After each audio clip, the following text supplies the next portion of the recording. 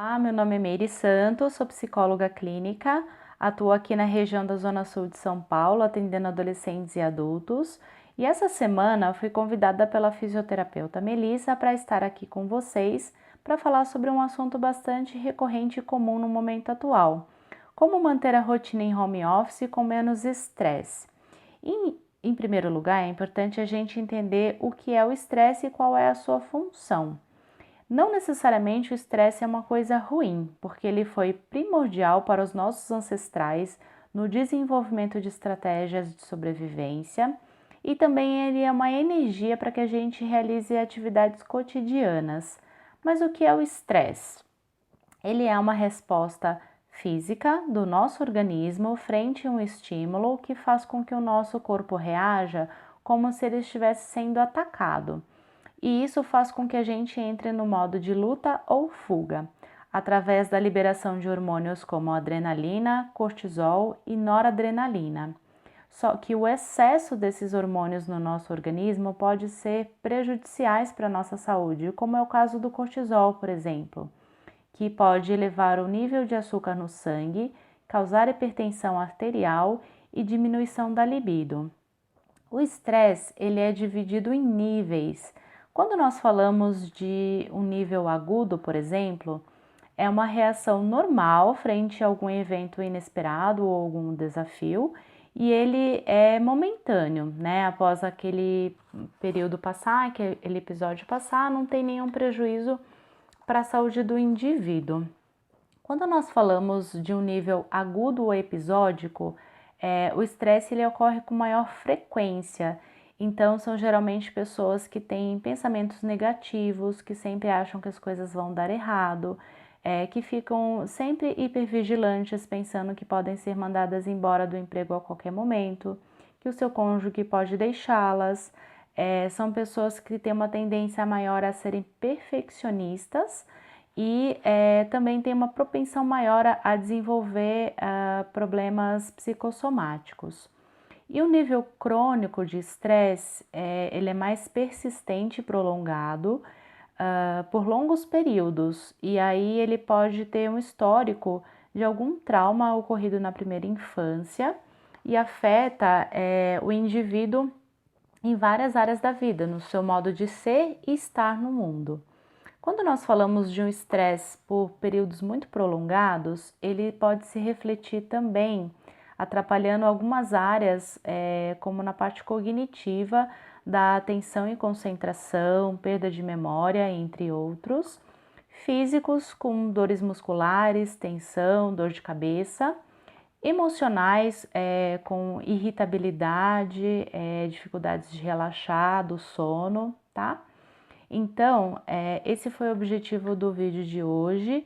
Nos demais vídeos eu vou dar algumas dicas e sugestões para lidar com esse estresse de uma maneira saudável e não evoluir para os outros níveis que eu citei aqui.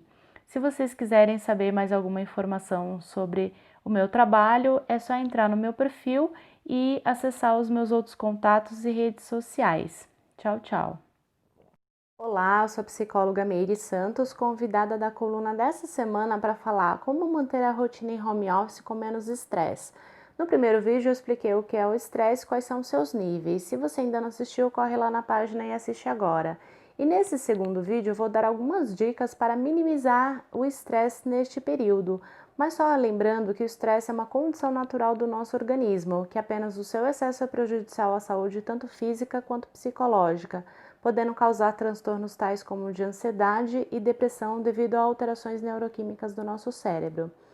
Bem, é muito comum que quando a gente fica em casa, tenhamos uma falsa sensação de que não é necessário ter uma disciplina nem uma organização da rotina, o que é um equívoco, porque quando nós organizamos tanto as tarefas que nós vamos realizar em casa quanto do trabalho, as tarefas fluem mais facilmente, o que diminui o seu estresse, preocupação e até mesmo procrastinação ou se enrolar ali nas atividades do dia a dia. Tente minimamente alterar a sua rotina, então mantenha tanto os horários que você ia dormir, acordar, as tarefas que você fazia antes, se você fazia exercícios antes de ir para o trabalho ou após o período de trabalho, tente minimamente manter essa rotina para que psicologicamente você não sinta o impacto tão grande dessas mudanças que a gente está sofrendo agora. Os exercícios físicos também se tornam bastante benéficos, né? Porque eles não são bons só para a parte fisiológica, e sim para a parte emocional devido a liberações de alguns hormônios de bem-estar. Exercícios de respiração ou meditação também são muito benéficos. As pessoas às vezes minimizam a eficácia disso, né? Mas tem se mostrado muito importante na prevenção e no tratamento de transtornos de ansiedade e depressão, porque a nossa respiração ela tem correlação com os nossos estados de humor.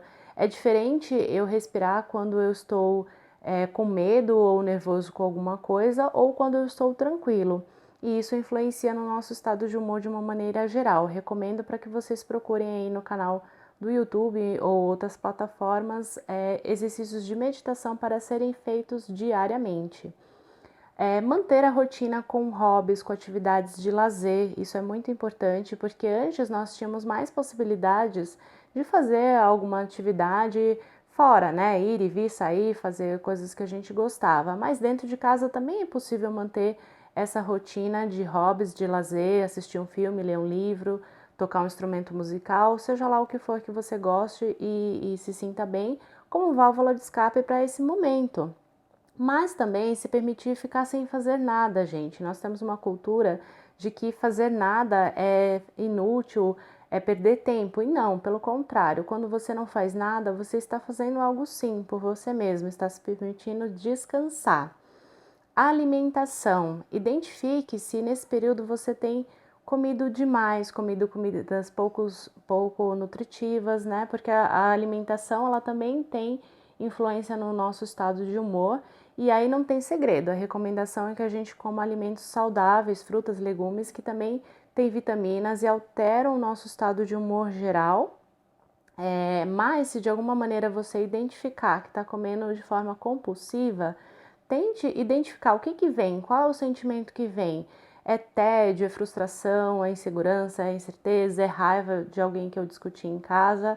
Tente identificar qual é a emoção que está por trás desse comer compulsivo e tente canalizar essa emoção de outra forma, simbolizando ela de outra forma, seja escrevendo a respeito, escutando uma música para relaxar, conversando com as pessoas do seu convívio ali, resolvendo os conflitos de outra maneira que não seja o comer compulsivo.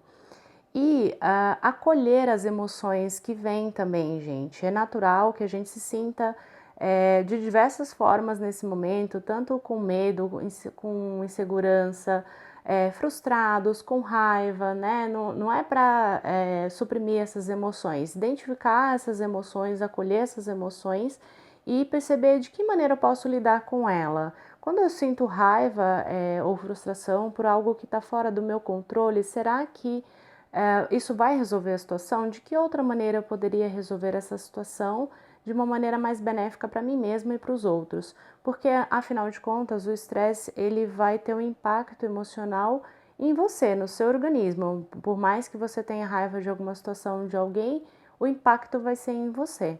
Então essas são as minhas dicas de hoje. Aguarde o terceiro e último vídeo da série. Tchau, tchau! Eu sou psicóloga Meire Santos e estive presente aqui com vocês na página durante essa semana com o tema Como manter a rotina em home office com menos estresse. E nesse terceiro vídeo vou responder as perguntas feitas por vocês. A primeira pergunta é: como saber se está acontecendo excesso de trabalho ou com a rotina desorganizada? Isso é facilmente identificável porque quando a pessoa está tendo excesso de trabalho, são aquelas pessoas que não conseguem se desconectar da sua atividade de trabalho mesmo após o expediente. Ficam checando e-mails, constantemente pensando nas tarefas não realizadas ao longo do seu dia, sempre tensas e cansadas.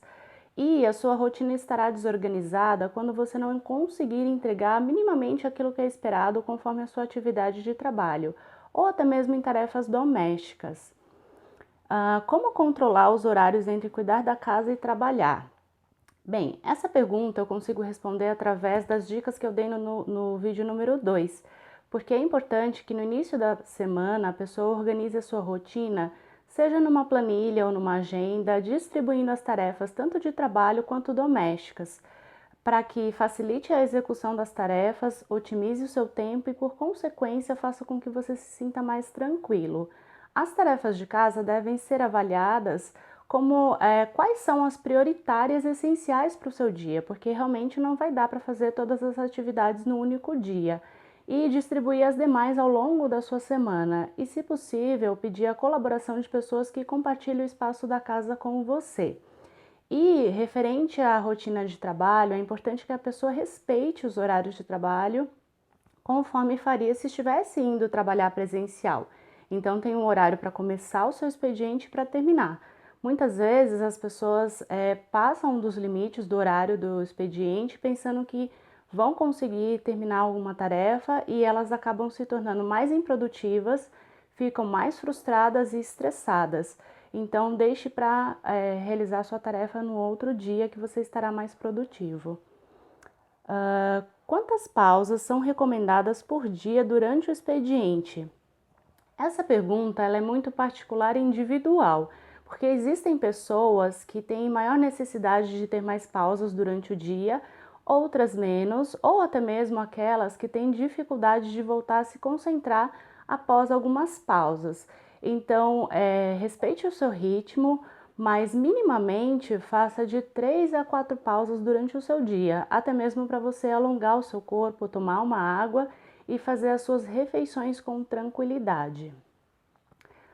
Quais são os sintomas de uma sobrecarga prejudicial de trabalho?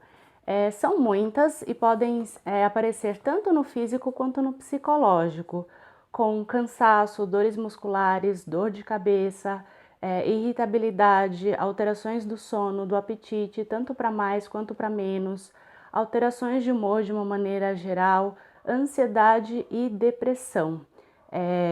Com as dicas que eu dei no segundo vídeo, tanto de organizar a rotina e fazer atividades de lazer, isso pode ser minimizado, mas mesmo assim, caso você faça essas atividades e não surta um efeito, é importante fazer uma avaliação com o médico e com o psicólogo.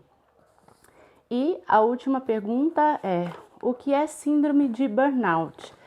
A síndrome de burnout, ela nada mais é do que um esgotamento profissional por estresse acumulado.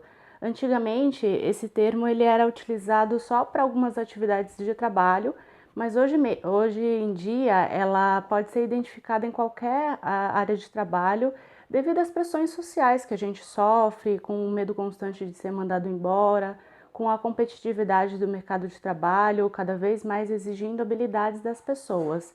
É importante que as pessoas respeitem o seu ritmo, o seu estilo de ser e procurem minimamente atividades que sejam compatíveis com o seu estilo e não se cobrar em excesso. A OMS ela considera que um trabalho saudável é aquela que as pressões sobre os colaboradores estejam adequadas às suas habilidades e recursos, ao controle que exercem no trabalho e o apoio recebidos. É importante a gente manter o cuidado tanto com a saúde física e emocional. Caso você tenha alguma dúvida, pode entrar em contato comigo através das redes sociais e, se for necessário, fazer uma avaliação comigo também. Espero que eu possa ter ajudado, colaborado e estou à disposição de todos. Tchau, tchau!